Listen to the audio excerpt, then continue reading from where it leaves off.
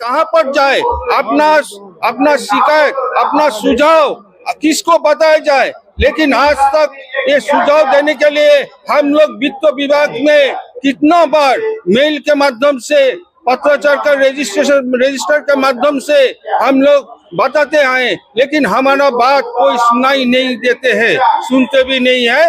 वो just dustbin में हमारा पत्र भेजा जाता है। और आज में हम लोग यहाँ किस लिए उपस्थित हुआ है, इसीलिए उपस्थित हुआ है कि हम लोग लास्ट 15 सालों से हम लोग ने ये पत्राचार वित्त विभाग में प्रधानमंत्री जी को बता के आ रहा हूँ, लेकिन कोई कुछ सुनाई नहीं दे रहा है। ना कोई अधिकारी हमारा पूछने के लिए आते हैं। हमारा कमीशन कमती होने जा रहा है। इधर बचत जो संस्था है, जो भारत सरकार के अधीन में ऑफिस हर राज्य से बंद करने जा रहे हैं। इसका ऊपर में अभी एजेंसी लाइसेंस तो बंद नहीं होगा, लेकिन ये लाइसेंस जैसा कैलेंडर का रूप में वॉल में छिपा के टंगा के रखने का अभी टाइम आ गया। सरकार बोलेंगे कि हमने तो बाहर नहीं निकाल दिया, हम लोग तो लाइसेंस जो है वो खारिज नहीं किया, लेकिन आपने खारिज नहीं किया, लेकिन कमीशन एक एक के बाद आप घटाते जा रहे हैं। और कुछ कमीशन नया जो स्कीम ला रहे उसमें आप बंद कर रहे हैं। सारे व्यवस्था आप धीरे धीरे कर रहे हैं, लेकिन आप जानते हैं आज आप अपना बाहुबल से अपने सरकार चला रहे हैं, आप चलाइए। लेकिन आप जो मीडिया के माध्यम से आप कहते हैं बेटी पढ़ाओ बेटी बचाओ और महिला के लिए सारे योजना किए हैं, लेकिन हकीकत में ये जो वित्त विभाग के अधीन में जो अभिकर्ता लोग हैं, इनके लिए आप क्या किया। आज में आप महिला को पढ़ाने के बचाने के लिए कह रहे हैं, इसमें 80% महिला इसी से रोजी रोजगार चल रहे। आज प्रधानमंत्री जी से मैं पूछना चाहता हूँ, प्रधानमंत्री जी आप बताइए 50 पैसा में आज कैसे रोजी रोजगार मिलता है, कहाँ खाना मिलता है, कहाँ कपड़ा मिलता है, कहाँ चिकित्सा मिलते हैं। आपका प्रधानमंत्री जी आप बताइए आपका रोजाना खर्चा कितना है। आपने तो आप जब मंत्री सब 2014 में आए हैं, उसी टाइम आपका मंत्री MP MLA जो भी आपका अधिकारी है, सबको तनख्वाह जो है, सैलरी जो है वो बढ़ा दिया है। और 7 पे कमीशन के माध्यम से आपका जो कर्मचारी जो है उनको भी बढ़ा दिया गया। लेकिन आज आपने बढ़ा दिया, चावल फ्री में डिस्ट्रीब्यूट कर रहे हैं, चावल दाल आटा मैदा तेल इत्यादि जो भी है आप दे रहे हैं। लेकिन सच्चाई जो है, आज ये अभिकर्ता जो है देश के घर घर में जाके रुपया लेके डाकखाना में जमा करते हैं और भारत के अर्थव्यवस्था जो है वो मजबूत कर रहे हैं, लेकिन आप उसके तरफ बिल्कुल ध्यान नहीं दे रहे हैं। आप इसलिए ये बात ध्यान नहीं दे रहे, आपका क्या मकसद है। लेकिन हम आज में आप मीडिया आप लोग जो आज में ये में उपस्थित हुए हैं, मिनी संकट के माध्यम से जो आप लोग आए हैं, मैं आप लोगों को पूछना चाहता हूँ, आप लोग कितना ऐसा हमारा जैसा जो समस्या में घिरा हुआ है उन लोग के बारे में कितना आपने किया है। देखिए लगातार हम लोग तो बात कर ही रहे हैं, लेकिन जो मेन स्ट्रीम मीडिया है वो काम नहीं कर रही है अपना ढंग से। हमारे साथ जनरल सेक्रेटरी भी हैं, हम आपसे बात करेंगे। सर, श्यामलाल गोपीनाथ कमेटी की रिपोर्ट वापस लो, क्या मतलब है सर इसका? इसी कमेटी की रिपोर्ट के आधार पे 1 दिसंबर 2011 को कुछ स्कीमों से अभिकर्ताओं का कमीशन समाप्त कर दिया गया और जो 1% कमीशन मिला करता था उसे आधा प्रतिशत कर दिया गया। आधा प्रतिशत कमीशन होने के बाद काफी दिनों से हम लोगों ने प्रयास किया। उस समय वर्तमान जो बीजेपी की सरकार है विपक्ष में हुआ करती थी,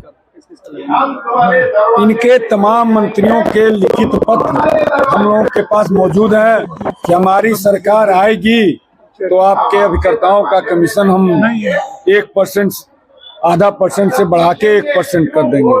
पूरा देश उसी विश्वास में आया और इन लोगों ने हम लोगों के साथ छल किया। आज 9 साल से यह सरकार चला रहे हैं, लेकिन हमारा कमीशन बहाल नहीं हुआ।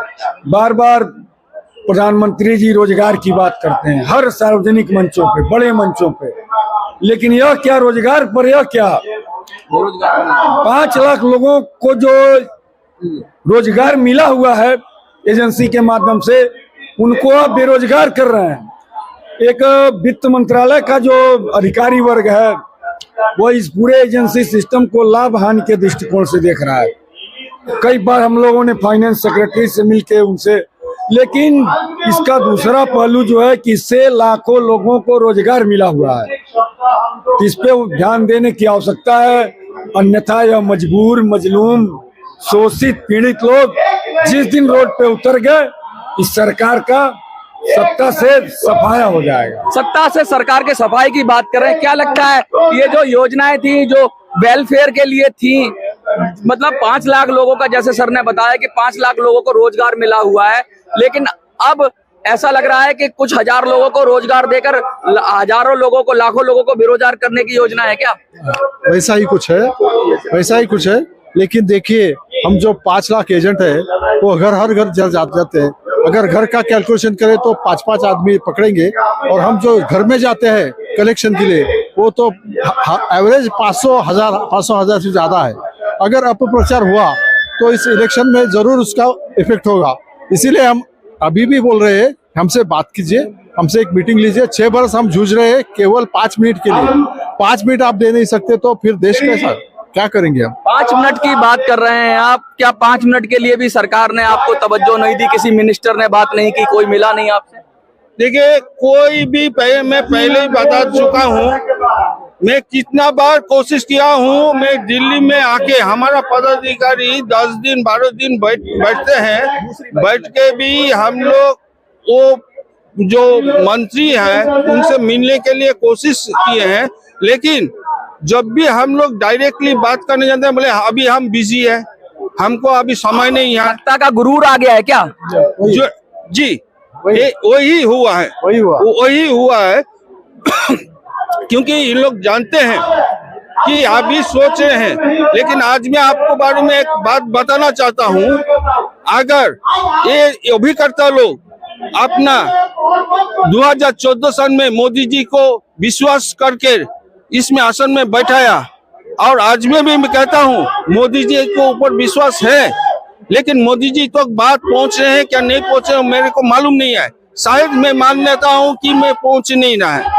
अगर पहुंचा भी है बात, अगर उन्होंने नहीं सुना है तो जरूर ये 2024 में इलेक्शन में सारे अभिकर्ता सोचने के लिए मजबूर होंगे। सिंहासन खाली करो कि जनता आती है। अगर तानाशाह हो जाए राजनेता और उनको इस बात का गुरूर हो जाए कि उनको जनता की नहीं सुननी है, तो लगता है जनता उनको सिंहासन से, ये लोकतंत्र है, उखाड़ कर फेंक देगी और फिर से नया निजाम बैठेगा, क्योंकि ये किसी का पक्का यहाँ पर दावेदारी नहीं है। 5 साल के अंदर बदल दिया जाता है निजाम, अगर सही से काम ना करे। आपको क्या लगता है, इनको इनका हक मिलना चाहिए?